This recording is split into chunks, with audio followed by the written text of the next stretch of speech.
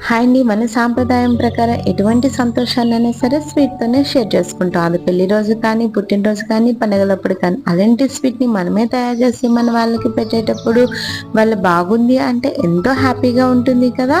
ఇప్పుడు తయారు చేసే విధానం చూసేద్దాం. ఒక బౌల్ తీసుకొని బౌల్‌లో ఒక షుగర్ సిరప్ తయారు చేసుకోవాలి.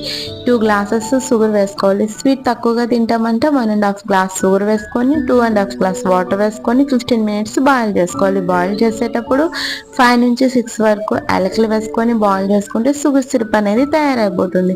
అక్కడ పక్కన పెట్టేసి మనం డీప్ ఫ్రైకి ఆయిల్ పెట్టుకోవాలి కడాయిలోనో. తర్వాత ఒక ప్లేట్లోనే ఎంటీఆర్ గులాబ్ జామ్ పౌడర్ వేసుకొని కొంచెం కొంచెంగా వాటర్ యాడ్ చేసుకొని మెల్లమెల్లగా ముద్దలా ప్రిపేర్ చేసుకోవాలి. ఆ ముద్దని కొంచెం కొంచెం ఆయిల్ మనం చేతులకి తగిలించుకుంటూ చిన్న చిన్న ముద్దలుగా గులాబ్ జామ్ని తయారు చేసుకోవాలి. ఆ గులాబ్ జామ్ని డీప్ ఫ్రై చేసుకొని షుగర్ సిరప్లో యాడ్ చేసుకుంటే ఎంతో రుచికరమైన గులాబ్ జామ్ రెడీ అయిపోతుంది.